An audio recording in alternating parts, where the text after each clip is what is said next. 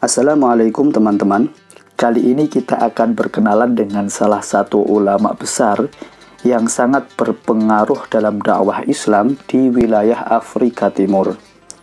Beliau adalah Habib Muhammad bin Said Al-Bidh. Habib Muhammad Al-Bidh lahir di kota Lamu, Kenya pada tahun 1942. Beliau lahir dari keluarga bermarga Al-Bidh, salah satu marga dalam kalangan habaib atau alawiyin yang bila ditarik ke atas bersambung nasabnya kepada Imam Ahmad Asy-Syahid, salah satu putra dari Al-Faqih Al-Muqaddam Muhammad bin Ali Ba'alawi.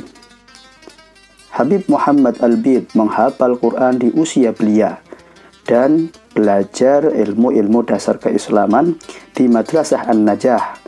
Kemudian belajar lagi ke Ma'had Ar-Riyadh yang didirikan oleh Al-Habib Saleh Jamalul Lail. Guru pertama dan utama dari Habib Muhammad Al-Bidh adalah ayahnya sendiri, yakni Habib Said Al-Bidh, juga Sayyid Muhammad bin Adnan Al-Ahdal. Selain belajar di madrasah dan ma'had tersebut, Habib Muhammad Al-Bidh juga mengaji kepada para ulama besar di Afrika Timur saat itu.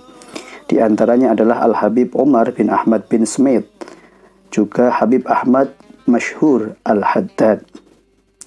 Beliau juga melakukan perjalanan untuk mengaji kepada para ulama besar di berbagai negara seperti kepada Al-Habib Abdul Qadir bin Ahmad As-Segaf di Jeddah, Habib Muhammad bin Salim bin Hafidh di Yaman, Habib Muhammad bin Alwi Al-Kaf, Syekh Bikri Rajab Al-Halabi di Syria, dan Sayyid Alwi bin Abbas Al-Maliki di Mekkah.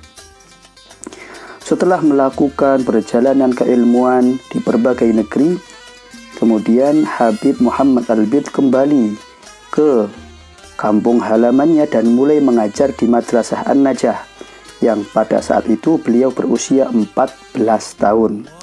Beliau mengajar di madrasah tersebut selama 7 tahun. Kemudian setelah berusia 21 tahun, Habib Muhammad Al-Bidh pindah ke Mambrui dan menjadi kepala di Madrasah An-Nur. Di madrasah ini beliau mengabdi selama 25 tahun. Baru setelah itu Habib Muhammad Al-Bidh mendirikan madrasah sendiri, yakni Madrasah Al-Ghanna di Mambrui, setelah mendapatkan isyarat dari gurunya Habib Ahmad Masyhur bin Thaha Al-Haddad. Nah, dua lembaga pendidikan ini, dua madrasah ini menjadi kawah candra di muka yang menelurkan banyak sekali para ulama yang tersebar di seluruh penjuru Afrika Timur dan sekitarnya. Tidak hanya mengajar di madrasah-madrasah yang dia dirikan, Habib Muhammad Al-Bidh juga berdakwah keluar daerah, berkeliling dari satu negeri ke negeri yang lain selama berminggu-minggu, selama berbulan-bulan untuk mendakwahkan Islam di wilayah-wilayah terpencil sekitar Afrika Timur. Selama bulan Ramadan, beliau full berkegiatan di luar untuk berdakwah. Begitu juga pada bulan Rabiul Awal, beliau berkeliling untuk mengadakan maulid-maulid Nabi Muhammad SAW. Atas berkat dakwah beliau ini, banyak orang yang kemudian memeluk agama Islam. Lebih dari 100 madrasah dan pesantren beliau dirikan, juga lebih dari 60 masjid yang beliau bangun bersama masyarakat di daerah-daerah yang berbeda. Selain itu, beliau juga menulis karya baik dalam keilmuan Islam maupun berupa puisi atau syair dalam bahasa Arab dan bahasa Swahili. Selain dicintai oleh masyarakat dan berbagai kalangan karena keilmuannya, beliau juga berpenampilan sederhana. Penampilan beliau sebagaimana penampilan orang-orang pada umumnya di sana. Selalu memakai kopiah khas Afrika Timur, tidak sebagaimana penampilan para ulama besar pada umumnya yang mengenakan serban, mengenakan jubah dan imamah. Beliau berpenampilan sangat sederhana, namun memiliki keilmuan yang sangat mendalam dan peran dakwah yang sangat besar.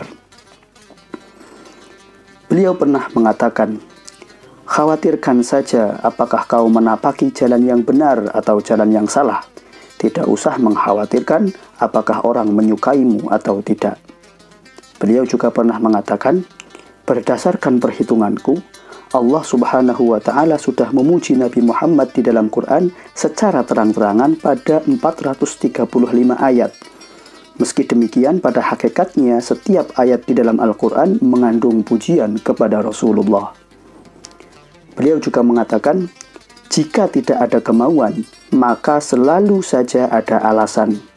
Jika ada kemauan, maka selalu saja ada jalan.